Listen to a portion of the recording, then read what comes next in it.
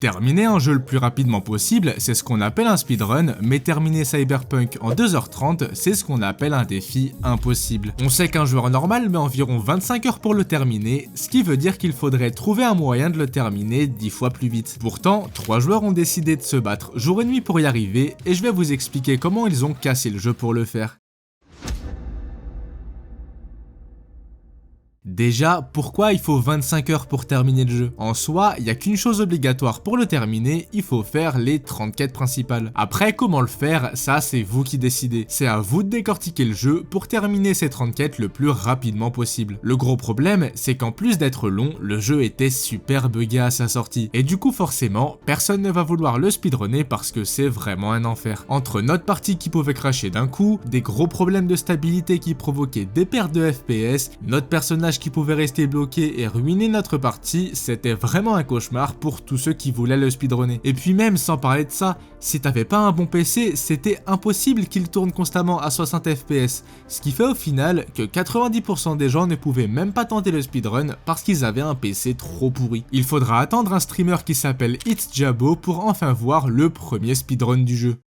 C'est un habitué du speedrun qui a beaucoup de records sur les jeux Fallout, donc c'était vraiment le candidat parfait. Le truc le plus difficile avec Cyberpunk, c'est que c'est un jeu en monde ouvert avec une immense carte, ce qui nous confronte forcément au paradoxe de la liberté. On peut prendre les routes qu'on veut, ramasser les armes qu'on veut, augmenter les compétences qu'on veut et surtout faire les choix de dialogue qu'on veut. Et pour beaucoup, avoir autant de possibilités, ça va les paralyser et ils ne sauront plus quoi faire. Ça va être ça le plus difficile pour Jabo. Il va devoir tester pendant des jours toutes les routes possibles pour voir la plus rapide, voir quelles armes sont indispensables à ramasser pour tuer les ennemis le plus rapidement possible et voir quelles sont les compétences qui permettent de gagner un maximum de temps. C'est le 17 décembre 2020, après une semaine de préparation, qu'il va enfin oser se lancer. Good morning, Night City! Le mec, il va lancer un live Twitch et faire dans le plus grand des calmes le premier record du monde avec un temps de 3h34 minutes et 47 secondes. C'est juste énorme. Le mec, il vient littéralement de terminer le jeu 8 fois plus vite qu'un joueur normal. Franchement, avec tout juste une semaine d'entraînement, le temps qu'il a fait, il est complètement fou. Le problème, c'est qu'il ne va rien expliquer. Il va faire sa tentative en utilisant plein d'astuces sans expliquer comment il a fait, publier son record sur speedrun.com et se barrer tranquillement. Le mec, il est venu ouvrir les portes à tout le monde et il nous a dit voilà les nulos, je vous prouve que c'est possible, allez maintenant démerdez-vous, ciao. Alors bon ok d'accord, faut l'avouer faire ça c'était plutôt marrant, mais le problème c'est que maintenant on n'a aucun détail sur comment il a fait pour faire ce record. Franchement si l'histoire s'était arrêtée là, ça aurait été bien triste et il n'y aurait jamais eu cette vidéo, mais au final ça va nous apporter la personne la plus importante de toute l'histoire du speedrun de Cyberpunk, Nick Knack Nick. Nick Knack Nick, c'est un grand passionné du speedrun de The Witcher 3 et quand il a vu Cyberpunk, il s'est dit que c'était obligé de tenter un speedrun dessus. Parce que oui, pour ceux qui ne le savent pas, The Witcher et Cyberpunk, c'est la même boîte. Lui, contrairement à Jabo, il adore partager. Vous savez, c'est un peu le pote qui fait tout le sale boulot à notre place et qui nous dit tiens, c'est cadeau, ça fait plaisir. C'est exactement ce qu'il va faire avec Cyberpunk. Au fur et à mesure de sa progression, il va rédiger un guide de 25 pages en expliquant point par point comment faire pour speedrunner le jeu. Et ouais, je vous l'ai dit, c'est vraiment l'ami trop sympa qu'on aimerait tout savoir. D'ailleurs, il m'a même aidé à rédiger cette vidéo, donc un grand merci à lui. Et puis surtout, grâce à lui, on va enfin comprendre comment fonctionne le speedrun de Cyberpunk. Il va expliquer que c'est bien beau d'optimiser les routes pour prendre le chemin le plus rapide, mais ce qui fait vraiment perdre le plus de temps, c'est le fait que notre personnage soit super lent. C'est là que va être découvert le chaos-ping. C'est un petit bug qui permet de faire des sauts rapides, mais genre vraiment rapides quoi. Pour le faire, il faut déjà avoir débloqué la compétence Karen Zikov qui permet de ralentir le temps. Ensuite, il faut viser avec une arme, appuyer 2 fois sur la touche avancée, arrêter de viser et sauter. Ouais, je sais, ça fait beaucoup. Ça a l'air super compliqué et franchement, ça l'est. Mais par contre, ça en vaut sacrément le coup. Des joueurs ont fait le test et en faisant ça, on va littéralement 2 fois plus vite que la voiture la plus rapide du jeu. Alors ok, maintenant qu'on a réglé la lenteur qui était le plus gros problème pour le speedrun, il faut s'occuper du deuxième plus gros problème, les endroits inaccessibles. Parce que ouais, dans le jeu, il y y a pas mal d'endroits qui sont inatteignables et qui demandent de faire un grand détour, alors que si on pouvait les atteindre dès le début, on gagnerait un temps monstrueux. C'est là qu'entre en jeu le Fist Glide. Lui, pour le coup, il est super simple à comprendre. Il faut juste passer du point à l'arme très rapidement et ça fait voler notre personnage. C'est vraiment le faire dans le bon timing qui est beaucoup plus dur. Donc ouais, on en est là. On a un bug qui permet de sauter à plus de 200 km/h et un autre qui permet de voler. Mais c'est pas tout, il manque un dernier truc pour être au top. On peut courir vite, on peut voler, mais ce serait quand même bien sympa de ne plus avoir de dégâts de chute pour sauter d'où on veut. Qui va sortir un tuto dessus? Ce bon vieux Nick Nack Nick, évidemment. Pour le réussir, c'est juste une question de timing. Il faut faire une glissade au moment de la chute et atterrir sur une surface inclinée, c'est tout. Donc voilà, maintenant que Nick Nack Nick a réglé les trois principaux problèmes qu'on avait dans le jeu, à savoir la lenteur, les endroits inaccessibles et les dégâts de chute, il va pouvoir tenter de battre le record de It's Jabo.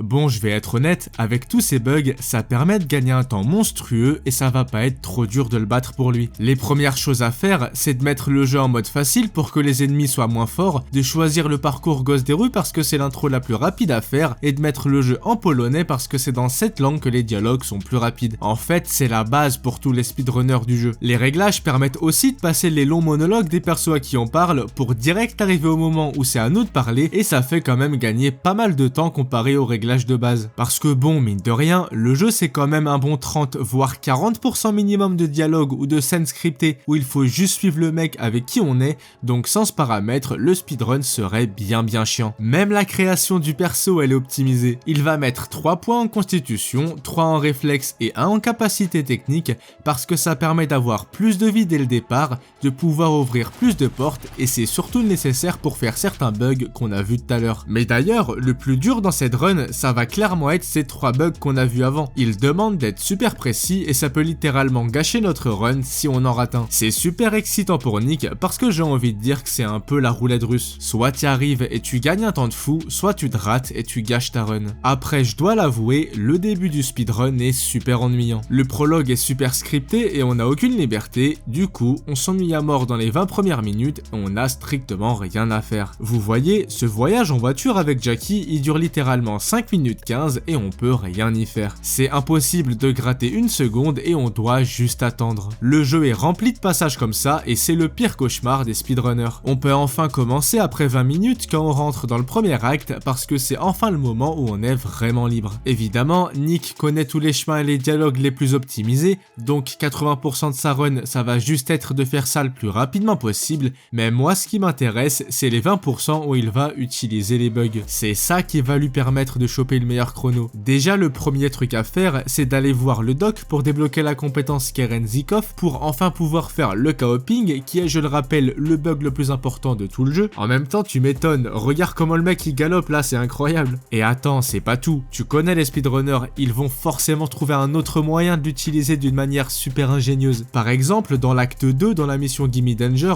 si on l'a fait normalement, on doit prendre l'ascenseur pour descendre tout en bas et traverser la rue pour arriver dans le bâtiment d'en face. Avec le KO-ping, enfin, la nouvelle manière dont il utilise, on peut aller beaucoup plus vite. On se met pile en face du bâtiment où on doit aller et avec le bug, on se retrouve direct dessus. Et rien que là, ça permet d'économiser quelques minutes. Résultat pour Nick, 3h24 et 45 secondes. Il a officiellement réussi à battre le record de Jabo de 10 minutes. Le problème, c'est que chaque tentative lui prend 3 heures et il n'arrive plus trop à lier ça avec sa vie perso, du coup, même s'il adorait ça, il va être obligé d'arrêter parce qu'il n'a plus le temps. Et puis bon, il faut aussi avouer qu'entre temps, un monstre a commencé à speedrunner le jeu et Nick sait que ça ne sert plus à rien de lutter parce qu'il va tout rafler.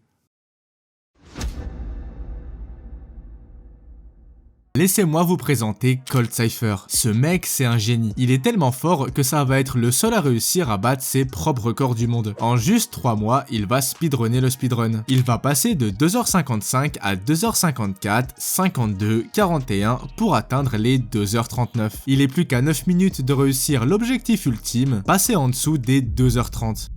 Nous sommes le 15 avril 2021 et ça fait presque un mois que Cypher n'arrive pas à battre son record. C'est vrai que depuis le début de la vidéo, j'explique comment ça fonctionne sans vraiment détailler leur run. Mais ce jour-là, il va être tellement fort que je suis obligé de le faire. Il va commencer exactement comme Nick, sauf que lui, il a trouvé un moyen de réduire le prologue alors que tout le monde pensait qu'on pouvait rien faire dedans. Le mec, il a clairement pas notre temps, il va utiliser son premier bug au bout de 7 minutes de speedrun. En sortant du trajet en voiture avec Jackie dans le parking, il va faire un fist glide juste au-dessus de cette caisse, ce qui va lui permettre de traverser le plafond. Ensuite, il a juste à sauvegarder, recharger la partie et ça va le faire sortir des limites de la map. Il a plus qu'à recommencer une deuxième fois et ça va directement l'emmener à la suite du niveau. Ouais, moi aussi je me demande comment ce genre de mecs font pour trouver ça. Enfin, comment ils font pour penser à ça, sérieux, c'est fou. Enfin bref, c'est super cool pour lui parce que ça va lui permettre d'éviter toute la partie scriptée. Après, faut pas abuser, il va quand même devoir se taper une longue partie scriptée où aucun bug n'est possible parce qu'il faut le rappeler, c'est ça en partie le speedrun de Cyberpunk. Bon après bien sûr, ça n'empêche pas d'utiliser un petit fist glide au lieu de monter les escaliers, un amortissement de dégâts de chute pour sauter d'un pont ou un petit coping au lieu de prendre la voiture. Mais au final c'est marrant parce que vous savez c'est quoi un des trucs les plus chiants pour les speedrunners dans le jeu? Les appels. Parce que ouais, dans le jeu on vous appelle tout le temps, mais genre vraiment tout le temps quoi, c'est super chiant. Et c'est encore plus embêtant quand on sait que ça annule nos petits sauts rapides quand on est en train de les faire. Du coup l'astuce de Cypher pour empêcher ça, c'est d'apprendre par cœur les moments où il va y avoir des appels et de tirer sur un PNJ juste avant parce que ça l'annule. Encore une fois, c'est juste du génie, fallait le trouver. Les deux premiers actes du jeu sont plutôt ennuyants et c'est vrai qu'il va pas faire grand chose à part skipper les dialogues comme un fou et utiliser les 3 bugs qu'on a vus pour se déplacer plus vite. En fait, c'est vraiment dans la dernière partie du jeu que tout se joue. C'est là qu'il y a le plus de run killer, des moments où si tu réussis tu gagnes un temps monstrueux, mais si tu te rates, tu dois recommencer ton speedrun depuis le début. Un des plus durs, c'est le game skip. Dans la mission où on doit préparer un braquage avec les vaudous, on doit aller dans un bâtiment pour rencontrer quelqu'un. Le problème, c'est que le bâtiment est rempli de gardes et qu'en temps normal, on est obligé de les affronter et ça prend un temps fou. Là, grâce au co-oping et surtout en connaissant parfaitement les angles, on peut traverser rapidement le bâtiment et arriver jusqu'à lui sans se faire repérer. On s'en rend peut-être pas compte quand on n'a pas la manette en main,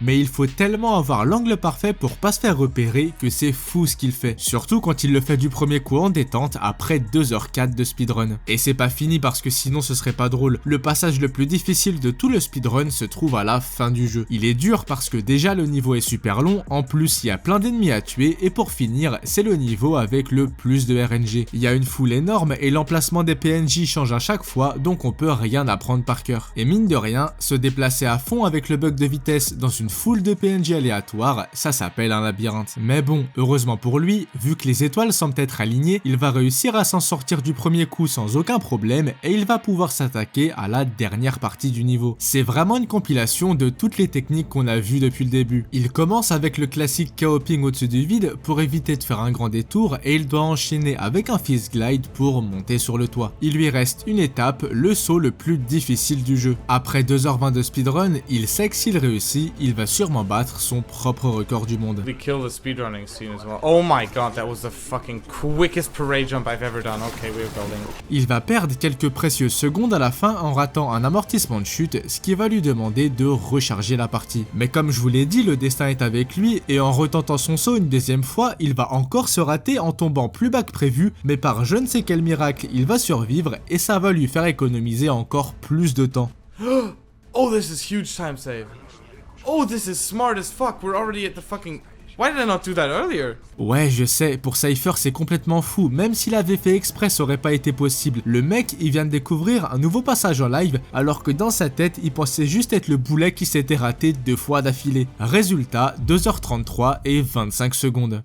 Je suis dégoûté pour lui. Il lui manque 3 petites minutes pour passer sous la barre des 2h30, mais il ne va jamais y arriver. Enfin bon, est-ce qu'il n'y est jamais arrivé ou est-ce qu'il l'a jamais retenté? Ça on ne le saura jamais et c'est vraiment dommage parce que ça veut dire que la vidéo se termine sur un échec, mais malheureusement on est obligé de l'accepter parce que si on va sur speedrun.com, le record n'a toujours pas bougé depuis quasiment 2 ans.